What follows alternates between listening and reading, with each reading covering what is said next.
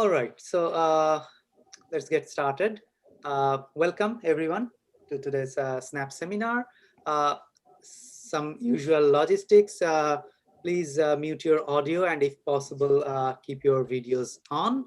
The slides are available on the SNAPP website. I will also copy the link to the chat box soon. Please feel free to type clarification questions in the chat box. There will be short pauses during the talk when you can unmute yourself and ask the question directly.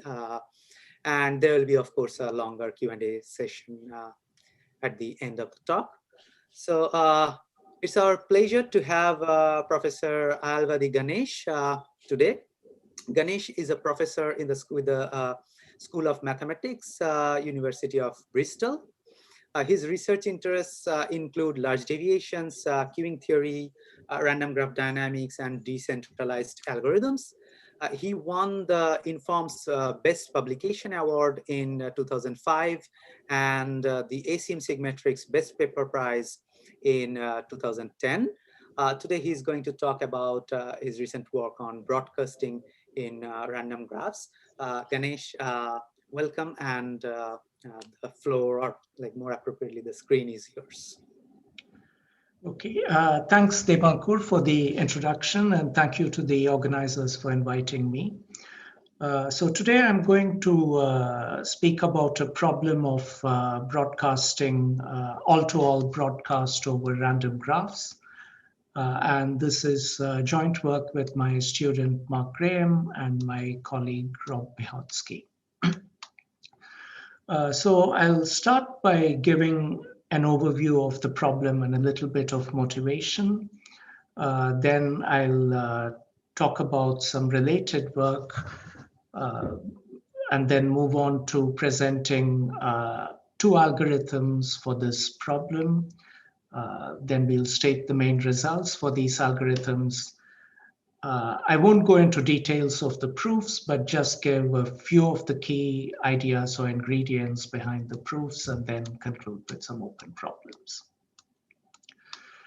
Okay, so let's start with the problem description. So we have a collection of n agents, and each agent has one packet to transmit. So you should think of this as a message of fixed size. It's the same size for all agents, and they want to transmit this message. There's some communication graph G with vertex set V and edge set E. And the agents are identified with the nodes of this graph. The graph is directed, and time is going to be discrete. And in each time slot, each agent can broadcast one packet. Okay. And when an agent broadcasts a packet, this is received error-free by its neighbors in the graph, and it's not received by any node which is not a neighbor. So there are no errors. There are the graph constrains who you can hear, but you hear them perfectly. So that's the model. And then the objective is that all agents must receive all the packets. So you must hear from every other, you must receive the packet of every other agent.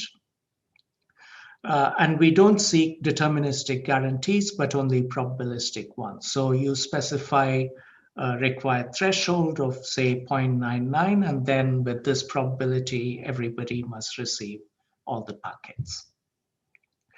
And the goal is to do all this with very simple and decentralized algorithms and to achieve low latency. So everybody gets these packets quickly. Okay, so let me say a little bit about why we started looking at this problem. We were, loosely speaking, motivated by driverless cars. So these have to send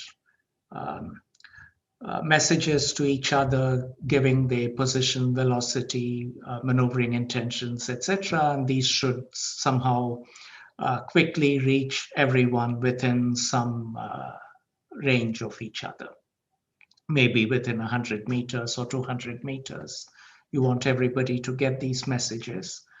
The medium's unreliable. You may not be able to hear everyone within range directly, and so there might be a need for some cooperation between these cars to disseminate these messages. This is somewhat loose motivation. The models we are going to look at are going to be highly simplified and maybe a bit unrealistic for this problem. And we are also going to look at asymptotics, which is also a bit hard to justify for this problem. But in any case, this is one possible motivation. There might be others. And that's and this is the problem we are looking at. Okay, now I'll say a bit about related work. There has been a fair bit of work on variants of this problem, and they fall into two categories, essentially, broadcasting and gossiping. Both start with this directed communication graph G. In the broadcasting problem, there's just one node which has a message, and this has to reach everybody.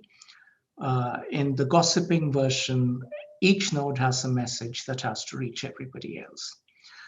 So from what I've said, we are looking at the gossiping version of this problem. And yes, there's a typo in the abstract for this talk. It's the gossiping version we are looking at, not the broadcasting version. Okay, and the assumptions are that all messages are of the same size, so we can take that to be unit size. In any time slot, any subset of the nodes can choose to broadcast, but the constraint is that a node V can receive the message. It receives the message correctly if exactly one of its neighbors transmits. It receives that message. If more than one neighbor is transmitting simultaneously, then there's a collision and the message is not received. So this is what the related work looks at. In the model I described, we somehow ignored this contention resolution problem. We abstracted away from it and assumed that that's solved at some other layer within the network. I'll say a bit more about this later. So the general version of the problem, you have to solve both contention. But once you've solved contention, then you have to find a schedule that minimizes the latency. So the point is that the graph G is not complete. So somehow messages have to be forwarded from by relay nodes in the middle in order to reach everybody else. And to be able to forward a message, you must already have received it. And so you have to find a schedule of who transmits what message at what time, in which time slot, in a way that everybody gets either the one message or all the messages in as short a time period as possible. So that's the overall problem. We are ignoring the contention part of it and only looking at the scheduling part of it, if you like.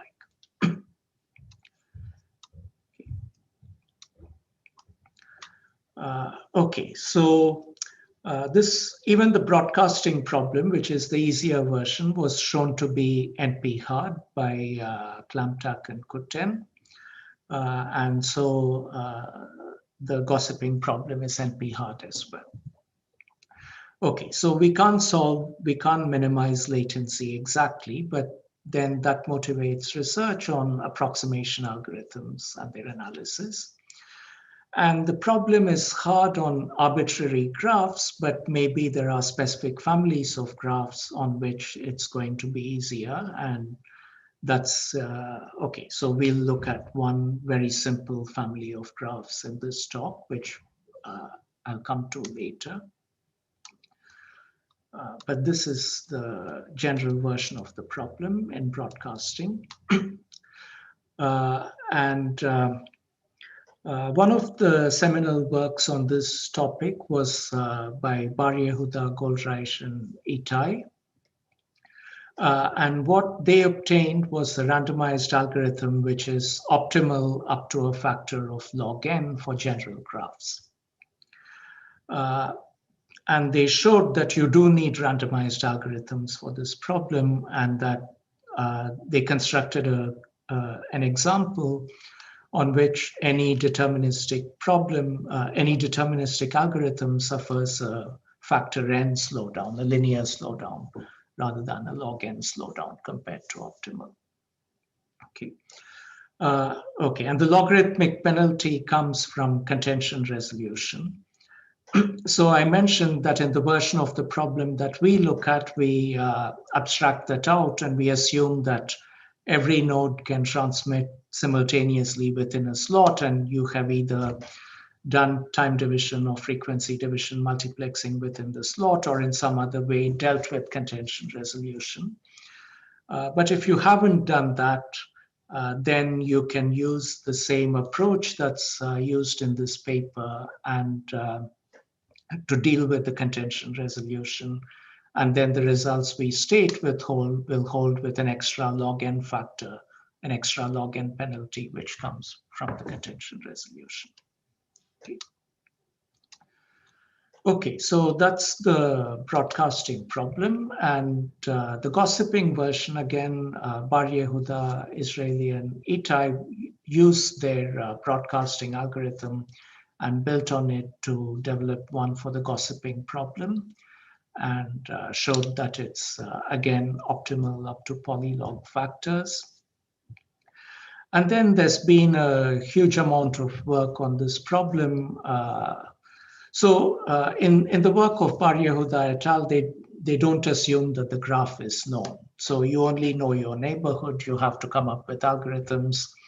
There has been further work where the graph is known, or maybe the graph comes from some specific models, and there have been a number of works. In particular, Gassiniech and co-authors have a number of papers on this topic, and there's a typo in the name. There should be an extra E after the I.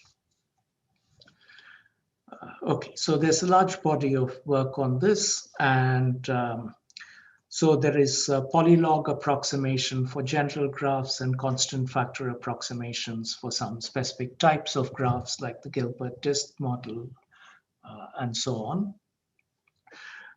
And the general approach of many of these algorithms for the gossiping problem is to build a breadth-first search tree. So you first build this tree and then use it to collect the messages and then disseminate them. So the tree can be built. It's easy to do in a centralized way, but you can also do it using decentralized algorithms. There are ways of doing that, again, with logarithmic penalty compared to the centralized case. But this incurs a one-time cost, and then once you have done that, you can use it to repeatedly gossip on this graph. Okay, so this is one body of work, which is mainly in the theoretical CS community.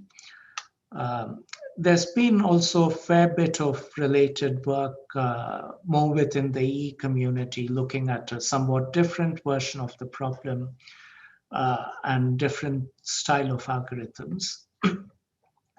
And much of this work has been done for point-to-point links rather than broadcast links. So there was work of Deb, Medard, and Schut, who used network coding approaches. Sanghavi, Masoulier, and Hayek, who use rumor spreading type of algorithms, and so also the work of Swami, Bhashyam, Sundaresan, and Viswanath.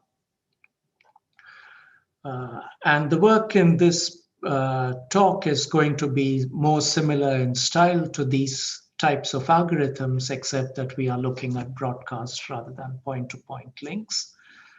And these works look both at the capacity region and the latency. We are going to be focused mainly on the latency. And these algorithms don't require constructing BFS trees. They are much more lightweight, and that's the kind of algorithm we are going to look at. Okay, so this was by way of background. So now let me state precisely the model we are going to look at. So we have, as already mentioned, our agents are going to be the vertices of a directed graph G. And the edges of this graph tell us who hears which broadcast. And we are going to make a pretty strong assumption that this communication graph G is a directed Erdos-Renyi random graph on n nodes with parameter edge probability P. This means that each directed edge is present with probability P independent of all other edges. That's the model. And we are going to be, we are going to fix P and let n go to infinity and look at how long gossiping takes on this graph. Okay, so this is a dense communication graph. And in particular, the diameter of this graph is just 2 with high probability. So you can get from any node to any other node in 2 hops. Okay, and the phrase with high probability means with probability going to 1 as n goes to infinity. So on large graphs, these have just diameter 2. You can get anywhere in 2 hops, and that will be important for our algorithms and our analysis. And this is a greatly simplifying assumption. And okay, we'll talk about that when we come to open problems and future work. Okay, so that's our graph model. I've described the gossiping problem.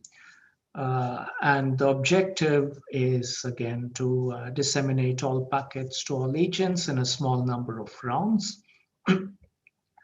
Let me tell you again what a round is. So a round is a time slot long enough that every agent can broadcast one packet once within that time slot. So if you like, a round is long enough that n broadcasts happen in that round. Okay.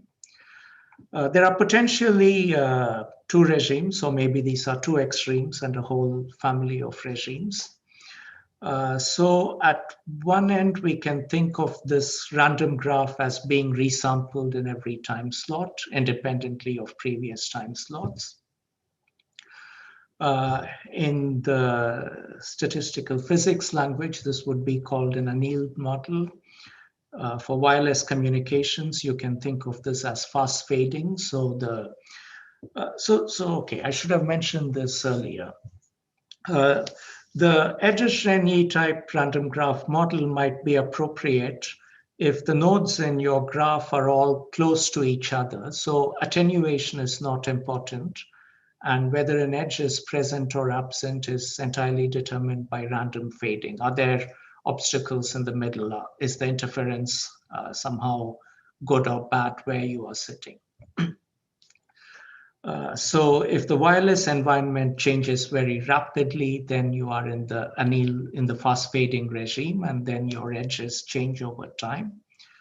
And the other extreme is that the edges get sampled once and they remain unchanged throughout the gossiping period. And this is the slow fading or the quenched regime. So we are going to focus on the second case, and we believe it's the harder case. That's what simulations suggest. We can't prove it's the harder case. It can be justified for our approximations. The gossiping happens quite quickly.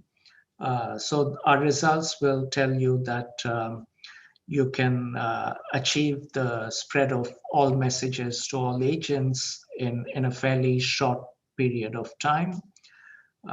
So it's not unrealistic to assume that the wireless environment hasn't changed over that time period. And it seems that if you can analyze the algorithms for this setting, they also work well for networks changing over time. Okay, at least that's what simulations suggest. Okay, so far I've described the problem and the model and some related work. So in case of any questions or clarifications about the model, now would be a good time to stop.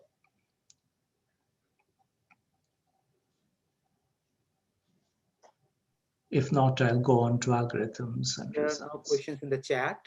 If there are questions, please feel free to ask directly. Hi, Ganesh. I have a clarification question. So you're assuming that even if I receive messages from multiple agents, I can resolve all of them. So there's no interference, right? You could think of it that way, or you could think of it as a different layer of your network has built a TDMA or FDMA schedule so that everybody is transmitting in a way that doesn't collide. I see. Okay. Okay. That might be a better way of thinking about it. I see. That's where your definition of round comes in. So basically, each agent transmits at a different time using TDMA or something like that. So there's no conflict. Yeah. Okay, got it. Thanks. Yeah, and if you want to relate the work here to all the related work I talked about, there's a extra factor of n because n broadcasts happen in a time slot. I see. Okay. But thanks.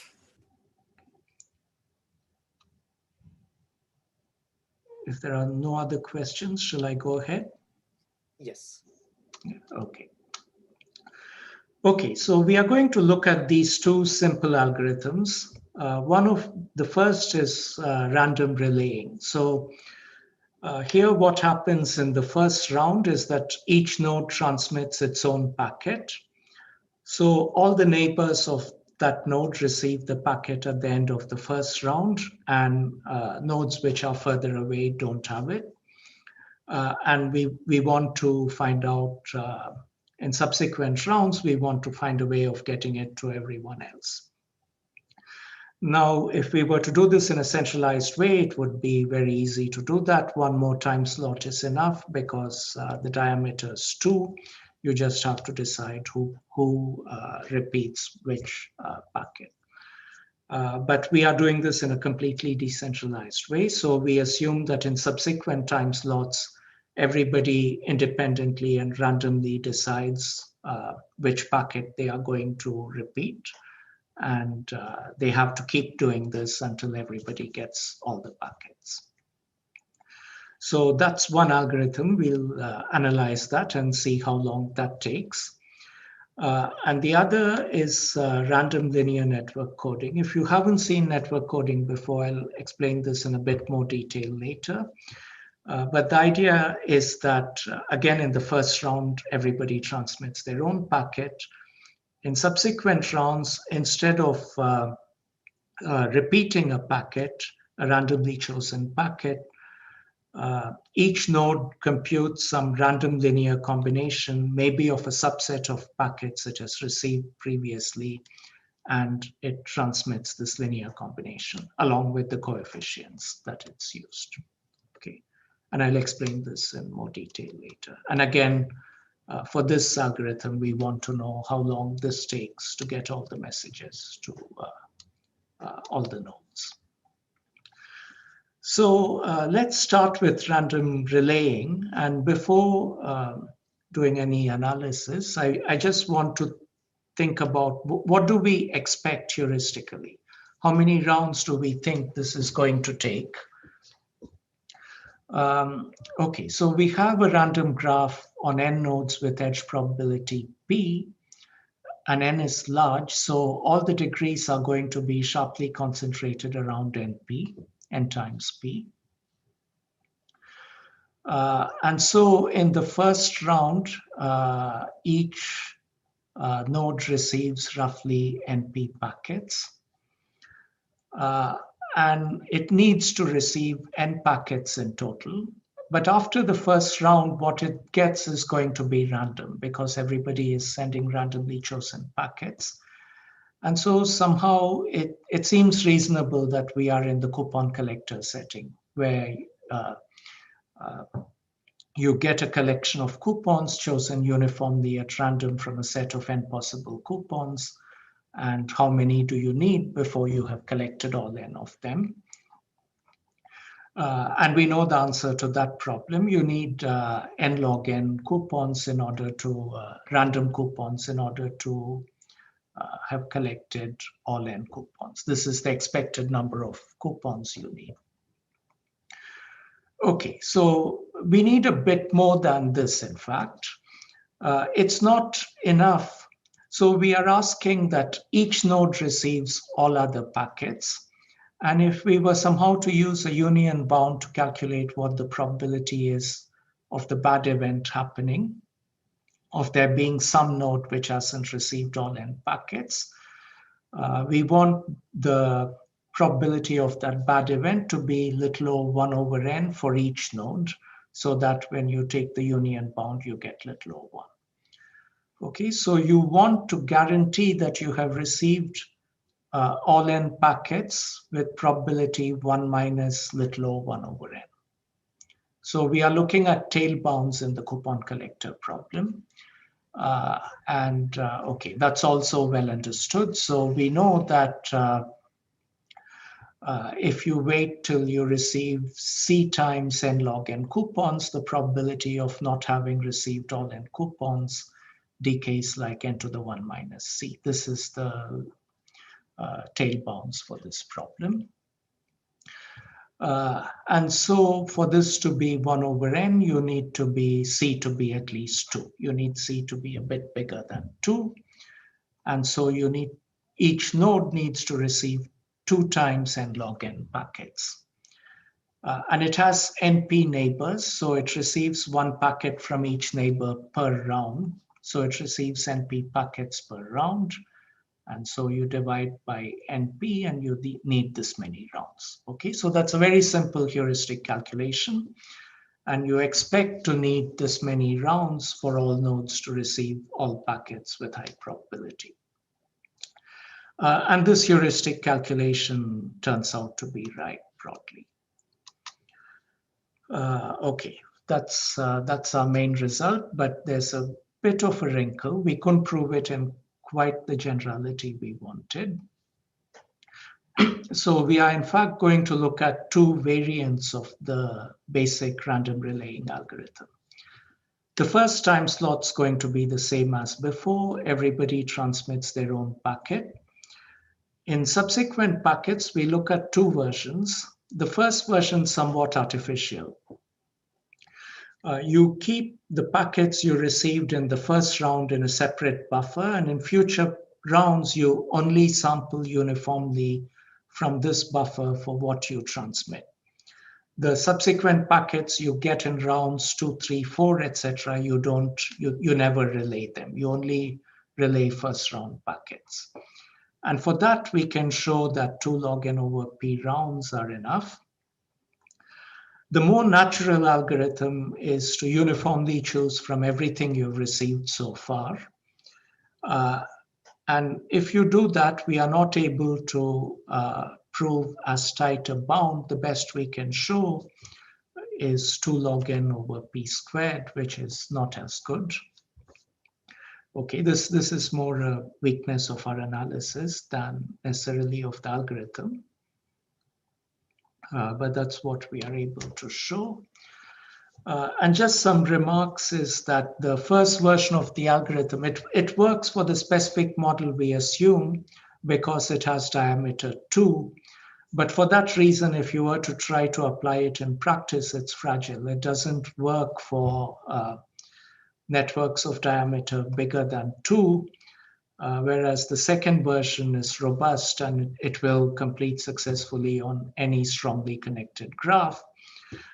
We aren't able to prove as good results for it, but all our simulation results suggest that it works as well as the first version.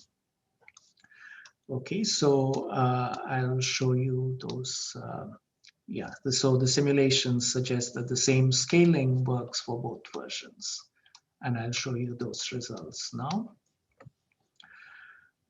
Okay, so what we've done here is simulated random relaying, the first version where you only forward packets received in the first round. So on the x-axis, we have the number of nodes going from 64 to 32,000 in steps of 2. So it's a logarithmic scale on the x-axis.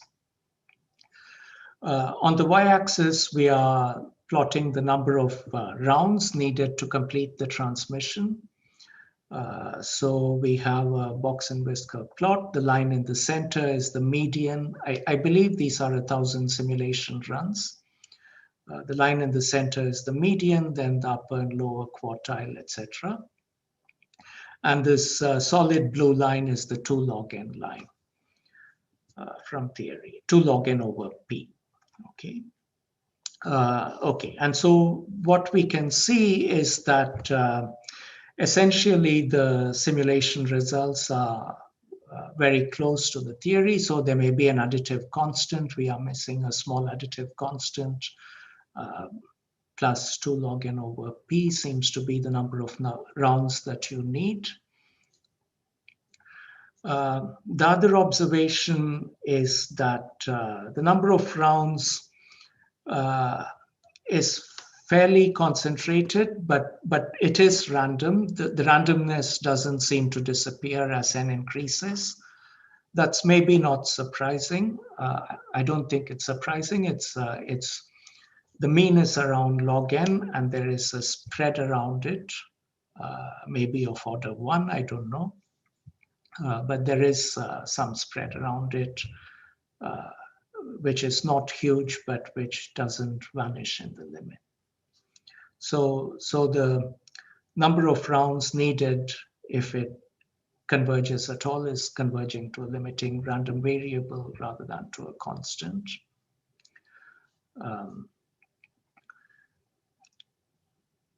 Okay, I think that's all I have to say about this this particular simulation for this version. And just to remember the rough scaling, the number of rounds needed is around 20 to 40 for this number of nodes. Okay, and the second version essentially uses the same number of rounds. They are not sitting next to each other, so you can't see it, but the simulation results pretty closely match. It doesn't matter which version of the algorithm you use, it takes the same amount of time. This is the 2 log n over p squared line, and this seems to be way out. Sorry, we didn't also plot 2 log n over p here, which we should have done. And that closely matches this because it's indeed the same results as before. So it seems that the theoretical bounds for this version are pessimistic, and it does match what the other version, what we were able to prove for the more stylized version. Okay, that's as much as I wanted to say about the random relaying model. Okay, I don't want to, the proofs for this are very easy, at least for the weak results that we proved. And they just use large deviation bounds for the binomial and the union bound. And they only, they are easy because they only consider 2-hop paths. It gets messy to consider longer paths, and we couldn't get better bounds by doing that, but that's why we weren't, our analysis for the second version is weak, because it does use not only 2-hop paths, but longer versions, longer paths. Okay, so now I'll move on to network coding. And if you haven't seen this before, let me introduce it with this very simple example. So here we have 2 transmitters, A and B, each of which have a message that they want to get to everyone, which they want to get to, let's say, D and E. And C is a relay. A broadcasts its message and it's received by C and D. B broadcasts its message and is received by C and E. And now if C could only relay the message, it would have to send 2 more messages. It would have to broadcast A's message for E and B's message for D. It would need 2 more broadcasts. But it could do something else. If you think of these messages as bit strings, say of the same length, then C could calculate the exclusive OR of these bit strings and broadcast that. And then D would have A's packet and the exclusive OR of A and B, and from that it could compute B's message. Similarly, E could compute A's message from the exclusive OR. So by sending just one more packet, C could enable both D and E to decode their messages rather than transmitting two packets. And that's basically the idea of network coding. And that's what we are that's the algorithm we are going to study next. Okay, so the algorithm first round is the same. Everybody broadcasts their own packet. And in subsequent rounds, instead of broadcasting a randomly chosen packet from earlier, the nodes are going to broadcast a random linear combination of packets received in the first round. Okay, again, for simplicity of analysis, we are only going to look at packets received in the first round for computing these linear combinations. And so the question we want to answer is, how many rounds does it take before every node is able to solve? So what we get is a system of linear equations from these linear combinations. And can all the nodes solve these linear equations to decode every packet?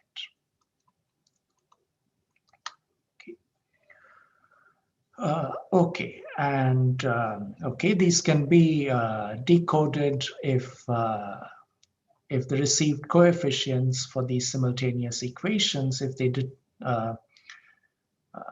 they determine, they give rise to a matrix for which there's a unique solution. So the matrix of coefficients should be full rank. Now, if we were using real numbers to calculate these linear combinations, then this would be, by the time every square matrix with real number entries is full rank with probability 1 if you pick them randomly from any continuous distribution. So that's easy, but we can't do this with infinite. This would need infinite precision arithmetic. So what we can do is to take our coefficients in some finite field, which I'll denote GFQ, the Q element finite field. And then we want to try and solve simultaneous equations over this finite field. And for our results, the value of Q doesn't matter. So for concreteness, you can, from now on, just think of Q equals 2. So it's the 2-element finite field. Okay. So it's arithmetic modulo 2 that we are doing. Okay, so now let's just pick one vertex V and look at the matrix of coefficients it receives. We are going to identify the rows of the matrix with the different transmissions. So each row you should think of as the coefficients received from one neighbor in one round, and each column corresponds to one agent. Okay. So an example is easy. So if you get this row here, let's interpret this. What it says is that somebody has transmitted to you a linear combination of packet 3, packet 5, and packet 6. So this is the sum in GF2 of these 3 messages. Okay, so that's what you have received in this particular round from this particular neighbor. So this is how we are thinking of the matrices. Okay, so in each round, a node V receives its in degree number of messages, and that's roughly NP. It's very close to NP. So it gets this many rows of the matrix, and we want to know how many rounds we have to wait till the matrix has rank n, and again, with probability close enough to 1 that you can take the union bound over all nodes and still get something close enough to 1. Okay, you need the matrix at least to be squared. You need the matrix to have at least 10 rows to have rank n, so you need at least 1 over p rounds, or the smallest integer bigger than 1 over p. And our main result is that we don't need much more, that we need at most 2 more rounds than this number. So only a constant number of rounds rather than log n rounds. And the constant is very close to the best possible. Okay, that's going to be our result. Okay, but I didn't say how these rows of the matrix are determined. So let me say a bit more about the model of randomness we are using. I just said we randomly pick the coefficients. In fact, we are even going to use sparse random coding. So most of the coefficients in each row are going to be 0, and only about beta log n coefficients are going to be non-zero, and beta is a parameter of the algorithm. Okay, so some multiple of log n coefficients are going to be non-zero. The coefficients are picked independently to be 0 with probability 1 minus beta log n roughly, log n over n roughly, and any of the remaining non-zero elements of your finite field with probability beta times log n over n. Okay, so here we've used the actual in degrees rather than n, because we are not assuming that anybody knows n. You don't know the graph. You don't even know how many agents are present. All you know is your neighborhood. Who can you see? And that's all you need to know in order to parameterize this algorithm. You are not using knowledge of n or p or anything else to parameterize the algorithm. The analysis uses those things, but the algorithm does not. Okay, so that's the algorithm. And our main result says that if you use this algorithm and if beta is bigger than 8, then after 1 over p plus 2 rounds, all agents can decode all messages with high probability. Okay, so that's our result about random linear network coding. So a couple of remarks. The proof is going to borrow heavily from a paper by Bloomer, Karp, and Welzel, and I'll say a bit about what results they derived and how what we do is different from them. Basically, they work with sparse random matrices with IID entries, but our entries are not IID because they are, you can only use packets from your neighbors. And so the entries are constrained to be 0 for non-neighbors, and this creates dependencies between rows. So that's the essential difference of our analysis from what they did. The result we were able to prove was for beta bigger than 8, but we believe that with a more careful proof, we can push the 8 down to 2, but we haven't done that. And we proved that 1 over p plus 2 rounds are enough, but we believe 1 over p plus 1 round is enough. Again, that's not something we've proved. And we can't push beta much smaller than 2. In particular, beta smaller than 1 won't work by results of Bloomer, Karp, and Welzel. So we are using, okay, sparse. We can work with sparse coding, but we need about twice as many non-zero entries as the best possible. Okay, so those are that's the theorem that we were able to prove, and now let me show some simulation results for how this actually works for different values of beta.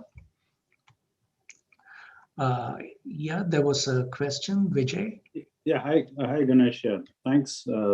So I had a quick question. This was just the rank of the matrix. This is not looking at something like a belief propagation based decoding algorithm. So you are sort of doing Gaussian elimination even for the finite field that you have.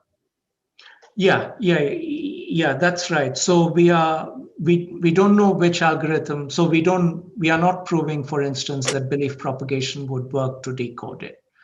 So you might have to do Gaussian elimination, but the matrix is sparse. Okay, maybe that helps for Gaussian. It's okay. It's not clear that helps.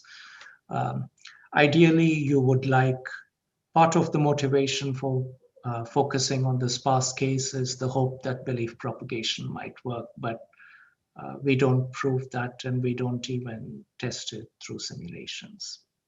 All right, thank you. That was a question that I wanted to. Okay, so these are our simulation results. So we did this for Erdos-Renyi graphs G and P with P equals half. By the way, I didn't say that, but this was the same parameter for the relaying model results you saw earlier as well. And this is what you see for n ranging from 64 to 1024 of the number of rounds, transmission rounds needed until everybody can decode all messages. This is for beta equals 1. The theoretical result, 1 over p plus 2, says that 4 rounds should be enough. In these simulations, we need a tiny bit more. Okay, this is anyway asymptotic as n goes to infinity. And for these values of n, you need a bit more. You need, most of the time, you need 7 or 8 rounds for small n, 6 or 7, etc. And at 512, in every one of 1,000 simulations, it took exactly 6 rounds. So it really does concentrate, and it concentrates at a bit more than the theoretical minimum value shown.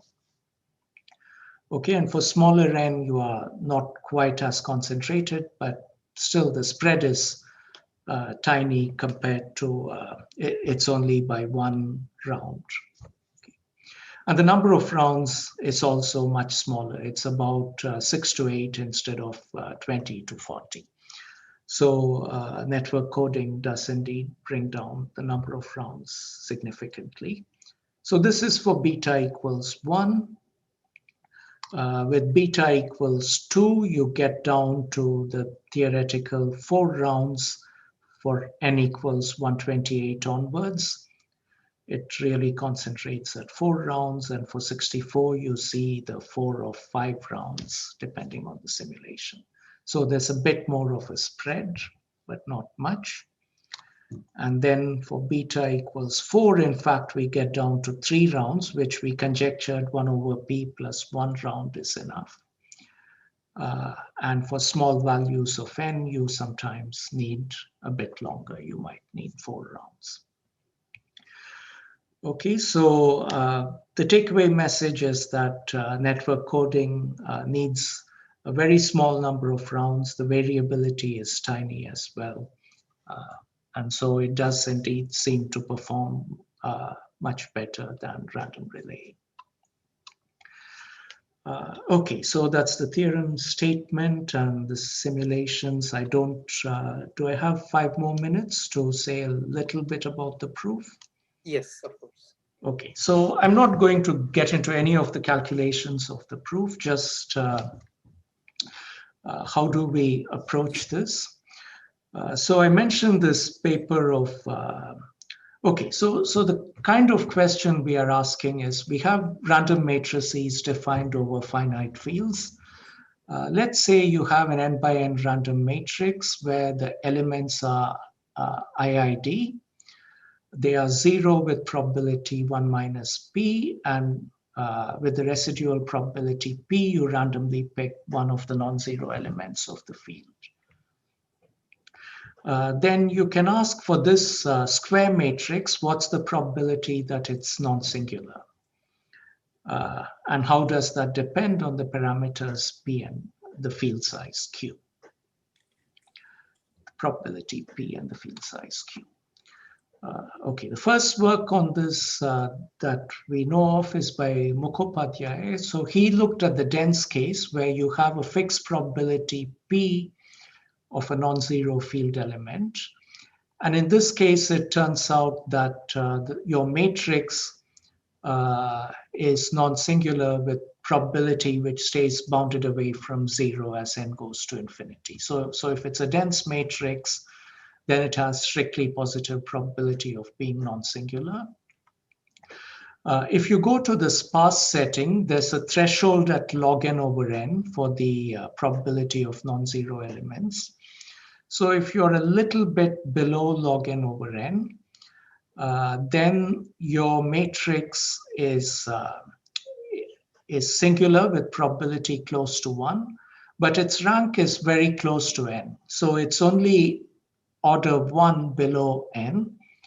And the defect, the amount by which you fall short of full rank, has an exponentially decaying tail. And here the field size does matter. Okay, but it's very close to n. And so if you add a few more rows, if you add some multiple of log n more rows, you can get up to full rank. So you don't need much more to get to full rank. And so that was our starting point, but this is for IID random matrices. So this suggested to us that if you make each broadcast a sparse linear combination, then if the rows were independent, and then after a bit more than n rows, the matrix should be full rank. That was the intuition. But the problem is indeed that our rows are not independent. And that's because we can only pick non-zero coefficients. We can only calculate linear combinations of packets we have received. So if we can only use combinations corresponding to our neighbors, and this creates dependencies between successive rows. Intuitively, it seems this shouldn't matter because there are a small number of entries, and therefore there's very little dependency that's being introduced. Okay, but while that's intuitive, that directly cannot be justified rigorously. So what we did, okay, so we have to take a different approach. And the approach is, again, quite similar to the analysis in the paper of Bloomer et al. So you have this matrix and you want to ask whether it's full rank. And for it to be full rank, what you need is the kernel to be trivial. The zero vector should be the only vector in the kernel. Okay, so that's what you need to show that the matrix is full rank. And you can do this by showing for every non-zero vector that its probability of being in the kernel is small. If you can show that for each vector, now over a finite field, vector spaces over finite fields are finite sets. There are only finitely many vectors, unlike real vector fields. So then you can just take a union bound over all possible vectors and say that the kernel, the probability of there being a non-zero vector in the kernel is vanishing. And that's the approach we take. So here we are going to exploit the block structure of our coefficient matrix of what we receive. So I've grouped together what I've received from my first neighbor, my second neighbor, my kth neighbor, etc. So in each round, I get one matrix from this neighbor. So after t rounds, I get t rows from the first neighbor, t rows from the second neighbor, etc. And k is roughly np. So this is the matrix I get. And after 1 over p plus 2 rounds, I have n plus some. So let's say 1 plus epsilon times n rows in this matrix, a bit more than n rows in this matrix. And I want to ask whether it's full rank. The number of columns is n, and each column corresponds to a single agent. And so the columns tell you whether I'm using a packet from that agent in that linear combination. And so I want to pick a column vector of length n and ask whether it's in the kernel. So whether this matrix times that column vector gives me the zero vector. Okay. And for that to happen, it has to be in the kernel of each of these submatrices, right? So being in the kernel of the big matrix is equivalent to being in the kernel of each of these submatrices. And the submatrices are independent of each other. There's dependency within the rows of the submatrix, but the submatrix I get from one agent is different from what I get from another agent because of the Erdos-Renyi property of the graph.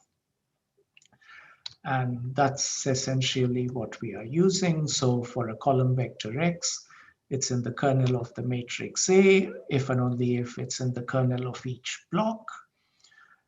And then we can calculate these probabilities, and they depend only on how many non-zero elements there are in X and not on where they are because of the symmetries in the Erdos-Renyi random graph. So you have to do one such calculation for an X with k non-zero elements for each possible value of k, and add them all up. You have to take the union bound, okay, and all these calculations get messy, and bounding them gets messy, but this is essentially the idea. Okay, so that was the main idea of the proof. So let me conclude with open problems. So we've essentially everything we've done is for an extremely simple and stylized model, and extending it to any kind of more realistic graphs is an open problem. So in particular for random relaying, it was a bit unsatisfactory that we got the bound we expected only for a rather stylized version of the relaying algorithm and not for the version we would have liked to analyze. So closing the gap for a more realistic version of the algorithm would be nice. The simulation suggests that 2 log n over, okay, we only gave an upper bound, no lower bound, but the simulation suggests that indeed the number of rounds needed is close to 2 log n over p, and maybe there's an order 1 fluctuation around it. But okay, that's all very bold conjectures at this point. Being able to prove anything rigorous around these could be interesting. With the network coding case, there's a gap between, so we know that we can't make the network code sparser than log n. We prove it for 8 log n. We believe with a bit of tweaking, the proof can come down to 2 log n. But the gap between log n and 2 log n seems much harder to bridge. And we don't know. Okay, again, simulation suggests maybe log n is good enough, but we can't prove this.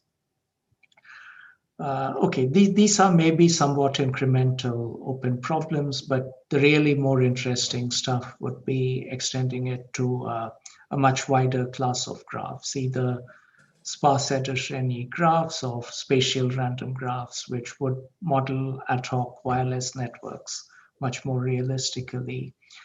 And really then you are no longer in the 2-hop setting. And we think the logic should work, but it just becomes quite messy to deal with this. And also if you're using network coding, you can't do intermediate decoding of packets.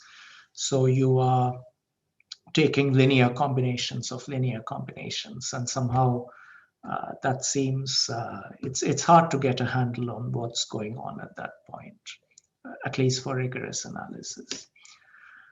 Okay, we also haven't done simulations for those other cases, but we think that the algorithms should still work. It's easy to extend the algorithms and at least test whether they work, and that should be pretty easy to do. And we expect that they would work in these settings. And that's all I had to say. Thank you. Let's thank the speaker. Should I stop sharing this or keep this on for questions? You can keep this on, and if you need to point out. So if anyone has questions, please feel free to unmute yourself and ask Ganesh. I have a question. So if you focus on the first part of your talk where you had order log n over p or rounds or n log n over p broadcasts, how does that compare with the results of Bar Yehuda et al? I know that one can't directly compare because their results are worst case and this is like for a Erdos-Renyi graph, but is there a way of comparing by restricting, for instance, to graphs with diameter 2 and things like that? Yeah, we get a log n factor improvement over the bounds. I see. But I believe this is just the contention resolution part, which we kind of skipped over. Okay, I haven't checked very carefully if that's where the gap is, but there's a gap of log n, and I believe that's just down to our ignoring the contention resolution. Okay, got it. So if you these are for general graphs, but if you specialize it to our graph, what it implies is a log n factor worse than. I see. So I have a question, like if I want to interpret these results for deterministic sequence of graphs, not Erdos-Renyi, then is it possible to extract certain structural properties like either expansion or concentration of degrees so that the results will actually hold for deterministic sequence, but for that with those properties? Okay, that's a good question. I have. Okay, I don't have much idea how to do that for the network coding case. I believe the proofs for the random relaying can be pushed to this. Maybe with worse factors, with maybe polylog factors, but I think it should be possible to do that for expanders. And like what property is actually making this possible? Like, is it the expansion? Is it the concentration of degrees? What is the crucial? To get the best constants, we did use everything. We used the two-hop property, lots of things. But if you are willing to accept that you need some big constant times n times polylog n bound, I think what would you need for that?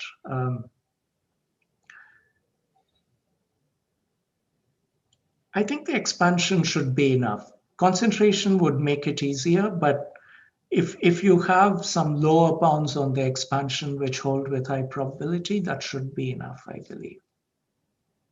Thanks.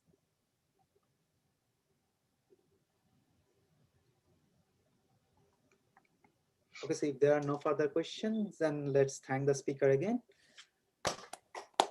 Thank you. And let's stop the recording, but we can still discuss informally. May I ask one more question? Yeah, sure. So the NP hardness result was for the relaying model, not for the network coding model. Is there any work on the complexity in the presence of network coding? Good question. I don't know. Okay. Yeah.